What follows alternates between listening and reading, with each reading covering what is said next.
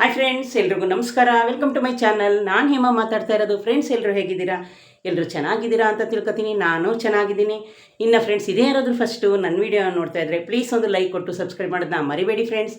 Share ಮಾಡೋದನ್ನು ಮರಿಬೇಡಿ friends. Like ಮಾಡೋದನ್ನು ಮರಿಬೇಡಿ ಫ್ರೆಂಡ್ಸ್. ಬನ್ನಿ ಫ್ರೆಂಡ್ಸ್, ಆಗಿದ್ದರೆ ಇವತ್ತು ಬಂದು ಬುಧವಾರ ನನ್ನ ಡೈಲಿ ರೋಟೀನ್ ಯಾವ ಥರ ಇತ್ತು, ಹೇಗಿತ್ತು ಅಂತ ನಾನೇನು ಮಾಡ್ತೀನಿ ಅದನ್ನು ನಿಮ್ಮ ಹತ್ರ ಹಂಚ್ಕೊಳಕ್ಕೆ ಬಂದೀನಿ ಫ್ರೆಂಡ್ಸ್. ನಾನು ಒಂದು ವಿಷಯ ಹೇಳಬೇಕು ನಿಮಗೆ. ಏನಂದರೆ, ಇವಾಗ ನಮ್ಮ ಊರಲ್ಲಿ ಯುಗಾದಿ ಹಬ್ಬ ಮಾಡ್ತಾರೆ ಫ್ರೆಂಡ್ಸ್. ಎಷ್ಟು ಗ್ರ್ಯಾಂಡ್ ಅಂದರೆ, ಈ ದೊಡ್ಡ ಹಬ್ಬದಲ್ಲಿ ಫ್ರೆಂಡ್ಸ್ ನಮ್ಮ ಊರಲ್ಲಿ ಎಷ್ಟು ದುಡ್ಡಿಟ್ಟಿರ್ತಾರೋ ಅದನ್ನೆಲ್ಲ ತಗೊಂಡೋಗಿ ಬಟ್ಟೆ ತಗೊಂಡು ಬರ್ತಾರೆ ಎಲ್ಲರೂ ಮನೇಲಿವೆ ಫ್ರೆಂಡ್ಸ್. ಈಗ ಆಲ್ರೆಡಿ ನಿಮಗೆ ಗೊತ್ತು, ಯಾರು ಏನಂತ ಅತಿ ತೀರ ಏನೂ ಇಲ್ಲದಂಥ ಬಡತನ ಯಾರಿಗೂ ಬಂದಿಲ್ಲ. ಯಾಕೆ ಅಂದರೆ, ಮನುಷ್ಯ ಕಷ್ಟಪಡಬೇಕು ಅನ್ಕೋತಾನೆ, ಕಷ್ಟಪಟ್ಟು ಬದುಕಬೇಕು ಅನ್ನೋ ಧೈರ್ಯ ಎಲ್ಲರಿಗೂ ಬಂದಿರುತ್ತೆ. ಯಾರು ಒಬ್ರ ಹತ್ರ ಕೈ ಚಾಚಿ ಒಬ್ಬರು ಕೆಳಗಡೆ ನಾವು ತಿನ್ಕೊಂಡು ತಿರುಗಬೇಕು, ತಿನ್ಕೊಂಡು ಬದುಕಬೇಕು ಅಂತ ಮನಸ್ಥಿತಿ ಯಾರಿಗೂ 3% ಇಲ್ಲ ಫ್ರೆಂಡ್ಸ್. ಇದ್ದರೆ ಒಂದು 4% ಇರ್ಬೋದು. ಈಗಿನ ಜನ್ರೇಷನಲ್ಲಾಗಲಿ ಎಲ್ಲರೂ ಏನು ಗೊತ್ತಾ, ನಾವು ಚೆನ್ನಾಗಿರಬೇಕು, ನಾವು ದುಡಿಬೇಕು, ನಮ್ಮ ಹತ್ರ ಏನೈತೆ ಅದ್ರಲ್ಲಿ ಸುಖ ಪಡಬೇಕು ಅಂತ ಅನ್ನೋರೇ ಇರೋರೇ ಹೊರತು, ಯಾರು ಅತ್ತ ಏನು ಇಲ್ಲದೆ ಇನ್ನೊಬ್ರ ಹತ್ರ ಕೈ ಚಾಚಿಯೇ ಬದುಕಬೇಕು, ಅವ್ರು ಕೊಟ್ರೇ ನಮ್ಮ ಬದುಕು ಅನ್ನೋ ಅಷ್ಟು ಫ್ರೆಂಡ್ಸ್ ಯಾರ್ದು ಜೀವನ ಇಲ್ಲ. ಹಂಗಾಗಿ ಫ್ರೆಂಡ್ಸ್, ನಮ್ಮ ಊರಲ್ಲಿ ಯುಗಾದಿ ಹಬ್ಬ ನೋಡಿ, ಎಷ್ಟೇ ಆಗಲಿ ನಮ್ಮ ತಂದೆ ಮನೆ ಹಬ್ಬ ಅಂದರೆ ನಿಮಗೆಲ್ಲ ಎಷ್ಟು ಖುಷಿ ಆಗುತ್ತೆ. ಆದರೆ ಫ್ರೆಂಡ್ಸ್, ನಮಗೆ ತಂದೆ ಇಲ್ಲ. ನನಗೆ ಯುಗಾದಿ ಹಬ್ಬ ಬಂದರೆ ಒಂದೇ ನೆನಪಾಗುತ್ತೆ. ಏನಂದರೆ ಫ್ರೆಂಡ್ಸ್, ನಮ್ಮ ತಂದೆ ಸತ್ತೋಗಿದ್ದು ಯುಗಾದಿನಲ್ಲೇ. ಅದಕ್ಕೆ ಸ್ವಲ್ಪ ಸಾರಿ, ನನಗೆ ಅದೊಂದು ಇದಾಯ್ತಷ್ಟೇ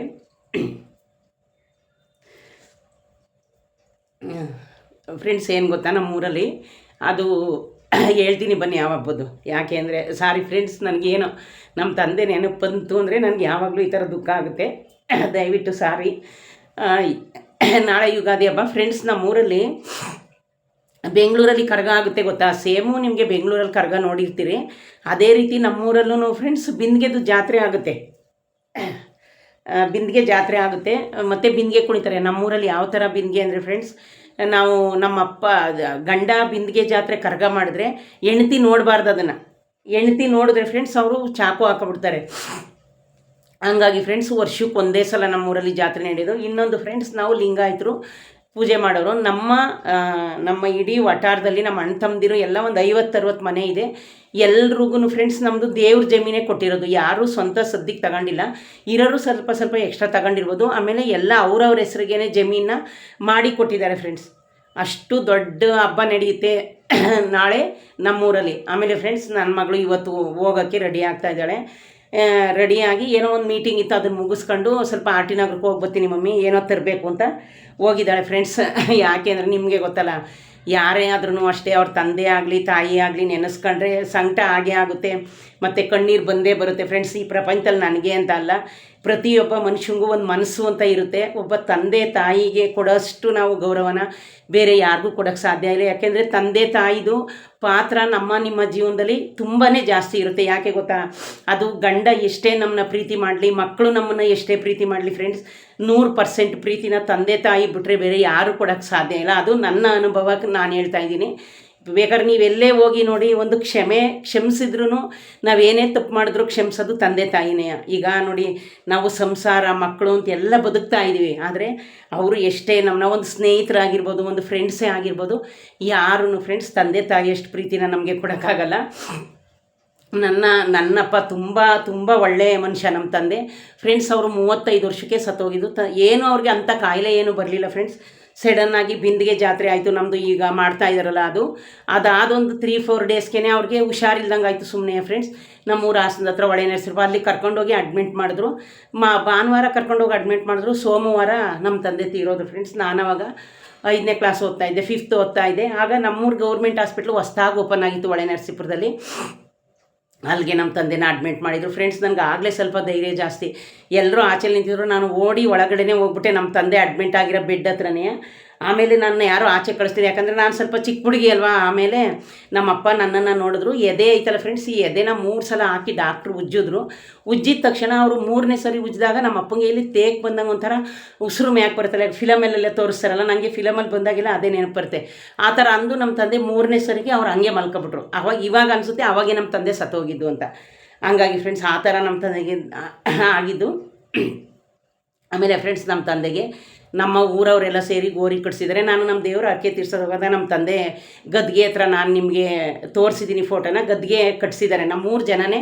ಆವಾಗ ಫ್ರೆಂಡ್ಸ್ ನಮ್ಮ ಮನೇಲಿ ಏನೇ ಜಮೀನಿದ್ರೂ ಕಷ್ಟ ಕೆಲಸ ಮಾಡೋರು ಯಾರೂ ಇಲ್ಲ. ನಮ್ಮ ಅಣ್ಣನೂ ಓದ್ತಾಯಿದ್ರು ಸಿದ್ಧಗಂಗೆಲಿ, ನಮ್ಮ ಅಕ್ಕ ಮನೆ ಕೆಲಸ ಅದು ಇದು ಮಾಡ್ತಾಯಿದ್ಲು, ನಾನು ಚಿಕ್ಕವಳು. ಆವಾಗ ನಮ್ಮ ಊರಿನ ಜನನೇ ಸೇರಿ ನಮ್ಮ ಅಣ್ಣನಿಗೆ ಒಂದು ಜೊತೆ ಹಸುಗಳು ಬರುತ್ತಲ್ಲ ಫ್ರೆಂಡ್ಸ್, ಹಸುನ ತಗೊಟ್ಟಿದ್ದಾರೆ ಜಮೀನಲ್ಲಿ ಕೆಲಸ ಮಾಡೋಕ್ಕೆ.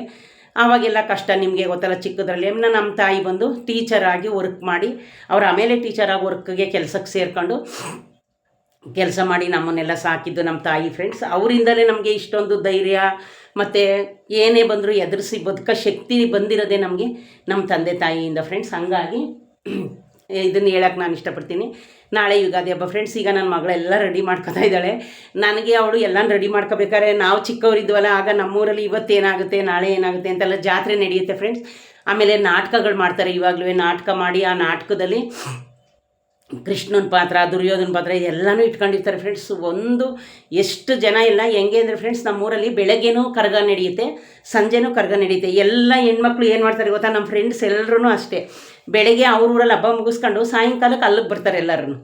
ಅಷ್ಟು ಎಷ್ಟೊಂದು ದುಡ್ಡು ಹಾಕ್ತಾರೆ ಅಲ್ಲಿ, ಸಖತ್ತು ದೇವರು ತಟ್ಟೆಗೆ ದುಡ್ಡು ಹಾಕ್ತಾರೆ ಫ್ರೆಂಡ್ಸ್. ತುಂಬ ಸ್ಟ್ರಿಕ್ಟು ಆ ಜಾತ್ರೆ ನಡೆಯೋದು. ಹೆಂಗಸರು ನೋಡಬಾರ್ದು. ಹೆಂಗಸರು ಅಂದರೆ ಇವಾಗ ನಮ್ಮ ಅಣ್ಣದ ಕರಗ ಹೋದ್ರೆ ನಮ್ಮ ಅದಕ್ಕೆ ನೋಡೋ ಆಗಿಲ್ಲ. ಆ ಥರ ಇದೊಂದು ಜಾತ್ರೆ ನಮ್ಮೂರಲ್ಲಿ ಫ್ರೆಂಡ್ಸ್.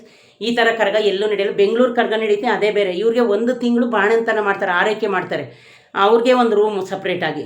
ಈ ಥರ ನಮ್ಮೂರು ಜಾತ್ರೆ. ಈ ಜಾತ್ರೆ ಟೈಮಲ್ಲೇ ನಮ್ಮ ತಂದೆ ತೀರೋಗಿದ್ದು ಫ್ರೆಂಡ್ಸ್. ಅದಕ್ಕೆ ನನಗೆ ಸ್ವಲ್ಪ ಅದು ನೆನಪಾಯಿತು. ನಮ್ಮ ತಾಯಿ ಇನ್ನೂ ಇದ್ದಾರೆ ಫ್ರೆಂಡ್ಸ್. ಆಮೇಲೆ ಈ ವರ್ಷ ನಮ್ಮ ದೊಡ್ಡಪ್ಪನ ಮಗ ಅಂದರೆ ನಮಗೆ ಅಣ್ಣನೇ ಆಗಬೇಕು, ಅವರೇ ಕರ್ಗನ ಹೊರ್ತಾ ಇರೋದು, ಅವ್ರದ್ದೇ ಜಾತ್ರೆ. ಇನ್ನು ಫ್ರೆಂಡ್ಸ್ ನಾಳೆ ಹಬ್ಬ ಅಲ್ವ. ಇವತ್ತು ನಮ್ಮ ಊರಲ್ಲಿ ಎಲ್ಲರೂ ಈ ಸಾಯಂಕಾಲ ನಮ್ಮ ಎಲ್ಲ ಇದು ಯಾರನ್ನ ನೀವು ನೋಡಲಿಲ್ವೋ, ಯಾವ ಫ್ರೆಂಡ್ಸ್ ಸಿಕ್ಕಿಲ್ಲ ಅಂದರೂ ಈ ಹಬ್ಬದಲ್ಲಿ ನಮ್ಮೂರಲ್ಲಿ ಸಿಗ್ತಾರೆ. ದೇವ್ರ ಮನೆ ಊಟ ಅಂತ ಹಾಕ್ತಾರೆ ಫ್ರೆಂಡ್ಸ್ ಇವತ್ತು ನಮ್ಮೂರಲ್ಲಿ. ದೇವ್ರ ಮನೆ ಊಟ ಅಂದರೆ ಹೆಂಗೆ ಅಂದರೆ, ಎಲ್ಲರೂ ಮನೆಯೆಲ್ಲನೂ ಕ್ಲೀನ್ ಮಾಡ್ಕೊಂಡು ಒಲೆ ಅಂಟಿಸಲ್ಲ, ಯಾರು ಅಡುಗೆ ಮಾಡೋ ಹಾಗಿಲ್ಲ. ಅವ್ರ ಮನೆಗೆ ಎಷ್ಟು ಜನ ನೆಂಟರು ಬರಲಿ, ಒಂದು 100 ಜನ ಬರಲಿ, ಎಷ್ಟೇ ಜನ, ಎಲ್ಲರೂ ಅಲ್ಲೇ ಹೋಗಿ ಊಟ ಮಾಡಬೇಕು. ಇವತ್ತದು ದೇವ್ರ ಮನೆ ಊಟ ಅಂತ ಫ್ರೆಂಡ್ಸ್. ಫುಲ್ಲು ನಮ್ಮೂರು ರೋಡೆಲ್ಲ ಟಾರ್ ರೋಡೇ ಹಾಕ್ಸಿದ್ದಾರೆ ಫ್ರೆಂಡ್ಸ್ ನಮ್ಮೂರಲ್ಲಿ ಎಲ್ಲನೂ. ಆಮೇಲೆ ಟಾರ್ ರೋಡೆಲ್ಲ ಹಾಕ್ಸಿದ್ದಾರೆ. ಎಲ್ಲರೂ ಸಹ ಅವ್ರ ಮನೆಯೆಲ್ಲನೂ ಕ್ಲೀನ್ ಮಾಡ್ಕೊಂಡು ಕ್ಲೀನಾಗಿ ಹೊಸ ಬಟ್ಟೆನ ಇಕ್ಕೊಂಡು ಫ್ರೆಂಡ್ಸ್ ಎಲ್ಲ ದೇವ್ರ ಮನೆ ಊಟಕ್ಕೆ ಹೋಗ್ತಾರೆ.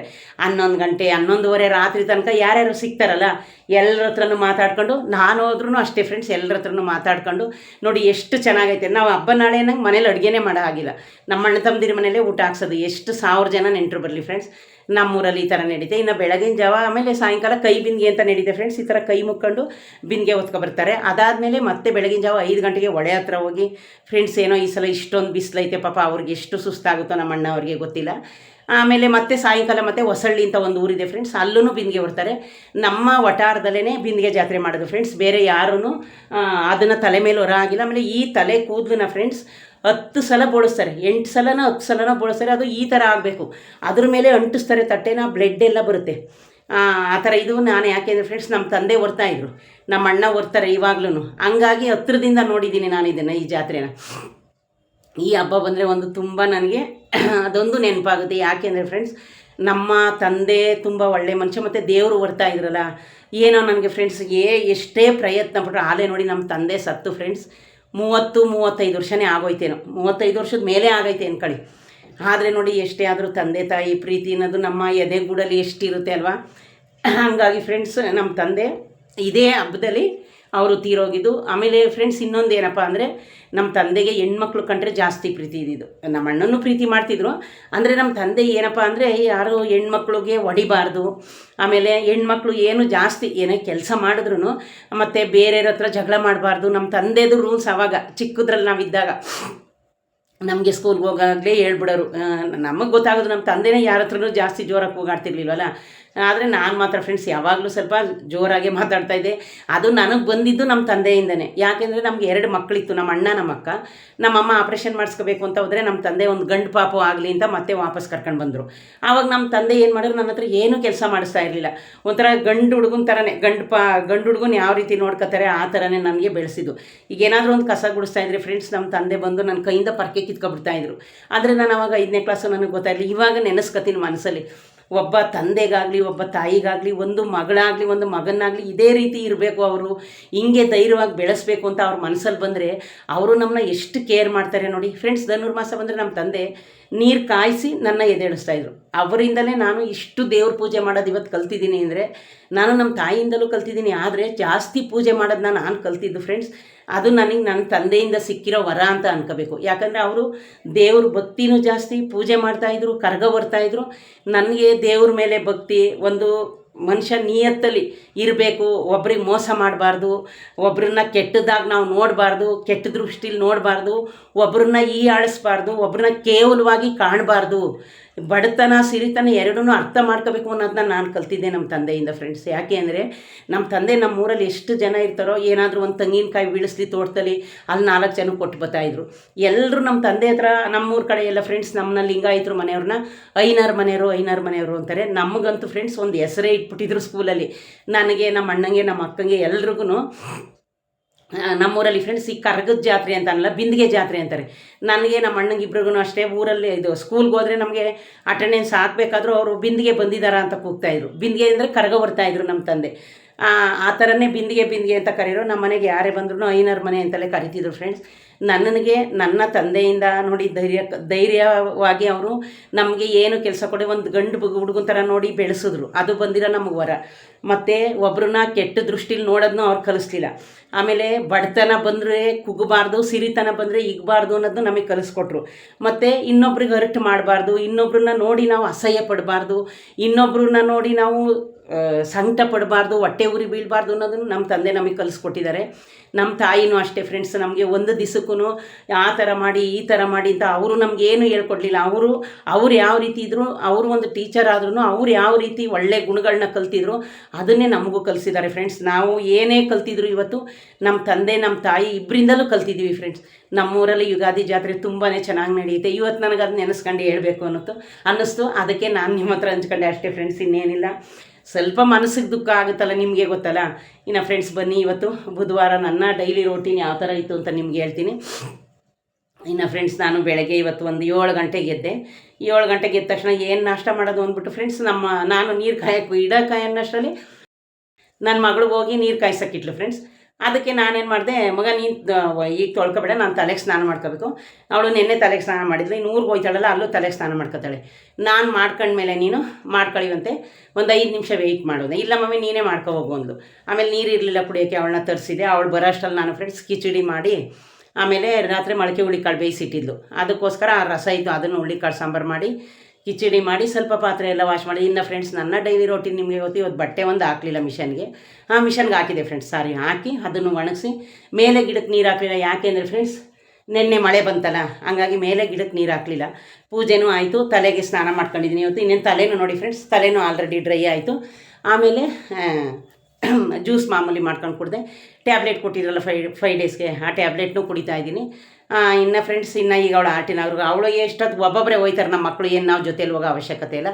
ಆಲ್ರೆಡಿ ಅವರು ಕೆಲಸಗಳು ಮಾಡ್ತಾವ್ರಲ್ಲ ಫ್ರೆಂಡ್ಸ್, ಇಂಜಿನಿಯರಾಗಿ ವರ್ಕ್ ಮಾಡ್ತಾವ್ರೆ. ಇನ್ನು ಫ್ರೆಂಡ್ಸ್ ಅಡುಗೆ ಎಲ್ಲ ಆಯಿತು. ನಾಳೆ ಯುಗಾದಿ ಹಬ್ಬನೂ, ಅದಕ್ಕೆ ನನ್ನ ತಾಯಿ ಮನೆ ತಂದೆ ಮನೆದು ಸ್ವಲ್ಪ ನನಗೆ ನೆನಪು ಬಂದಿದ್ದಕ್ಕೆ ಸ್ವಲ್ಪ ಎಮೋಷನಲ್ ಅದೇ ಅಷ್ಟೇ ಫ್ರೆಂಡ್ಸ್. ಆ ಥರ ಏನಿಲ್ಲ. ನಾವು ಏನಾದರೂ ತಂದೆ ತಾಯಿ ನಮ್ಗೆ ಏನೇ ಹೇಳ್ಕೊಟ್ಟಿದ್ರು, ಅವ್ರು ಯಾವ ಥರ ಬದುಕಿದ್ರು, ಬಡತನ ಸಿರಿತನ ಅವ್ರನ್ನ ನೋಡೇ ನಾವು ಬದುಕೋದು ಅಲ್ವಾ. ಹಂಗಾಗಿ ಫ್ರೆಂಡ್ಸ್ ಇಷ್ಟೆಲ್ಲ ನಂದು ಇವತ್ತು ರೋಟೀನ್ ಆಯಿತು. ಬಟ್ಟೆನೂ ಐರನ್ ಮಾಡ್ಕೊಂಡಾಯಿತು, ಎಲ್ಲ ಆಯಿತು ಫ್ರೆಂಡ್ಸ್. ಇನ್ನು ನಾನು ನಾಳೆ ರಜೆ ತಗೊಂಡಿದ್ದೀನಿ ಹಬ್ಬಕ್ಕೆ. ಇಲ್ಲೇ ಹಬ್ಬ ಮಾಡ್ತೀನಿ ಫ್ರೆಂಡ್ಸ್. ಈ ಬಿಸಿಲಲ್ಲಿ ಊರುಗಳಿಗೆಲ್ಲ ಹೋಗೋಕ್ಕಾಗಲ್ಲ, ಬರೋಕ್ಕಾಗಲ್ಲ, ನಿಮಗೆ ಗೊತ್ತಲ್ಲ. ಹಂಗಾಗಿ ಬಟ್ಟೆ ಎಲ್ಲ ಸ್ವಲ್ಪ ನಂದು ಅರೇಂಜ್ ಮಾಡೋದೈತೆ, ಅದೆಲ್ಲ ನಾಳೆ ಮಾಡೋಣ ಅಂದ್ಕೊಂಡಿದ್ದೀನಿ. ಇನ್ನು ಇವತ್ತು ಫ್ರೆಂಡ್ಸ್ ನಂದೆಲ್ಲ ಕೆಲಸ ಮುಗೀತು. ಇನ್ನು ನನ್ನ ಮಗಳು ಇವತ್ತು ಹೋದರೆ ನಾಳೆನೋ ನಾಡ್ದು ಬಂದುಬಿಡ್ತಾಳೆ, ಹಬ್ಬ ಅಲ್ವಾ. ಹೋಗಲಿ, ಯಾಕೆಂದರೆ ಅವಳು ಅಲ್ಲೇ ಬೆಳೆದಿದ್ದು ಜಾಸ್ತಿ ನಮ್ಮ ತಂದೆ ಮನೇಲಿ, ನಾವೇನು ಅಡ್ಡಿ ಮಾಡಲ್ಲ. ಇವತ್ತು ಹೋಗ್ತೀನಿ ಅಂದ್ಲು, ಸರಿ ಅಂತ ಹೋಗ್ಬಿಟ್ಟು ಬರಲಿ ಅಂತ ನಾನು ಹೇಳಿದ್ದೀನಿ. ಇನ್ನು ಅಡುಗೆ ತಿಂಡಿ ನಂದೆಲ್ಲ ಆಯಿತು ಫ್ರೆಂಡ್ಸ್. ಇನ್ನು ಈ ಬಿಸಿಲಲ್ಲಿ ಗಾಡಿ ಓಡಿಸೋದೇ ಒಂದು ದೊಡ್ಡ ಯುದ್ಧ, ನಿಮಗೆ ಗೊತ್ತು. ಓಕೆ ಫ್ರೆಂಡ್ಸ್, ನೋಡಿದ್ರಲ್ಲ ನಂದು ಇವತ್ತು ಇಷ್ಟು ಡೈಲಿ ರೋಟೀನ್ದು ಆಗಿತ್ತು. ಓಕೆ ಫ್ರೆಂಡ್ಸ್, ಇದೇ ಯಾರಾದರೂ ಫಸ್ಟು ನನ್ನ ವಿಡಿಯೋ ನೋಡ್ತಾ ಇದ್ದರೆ ಪ್ಲೀಸ್ ಒಂದು ಲೈಕ್ ಕೊಟ್ಟು ಸಬ್ಸ್ಕ್ರೈಬ್ ಮಾಡೋದನ್ನ ಮರಿಬೇಡಿ ಫ್ರೆಂಡ್ಸ್. ಓಕೆ ಫ್ರೆಂಡ್ಸ್, ಬಾಯ್.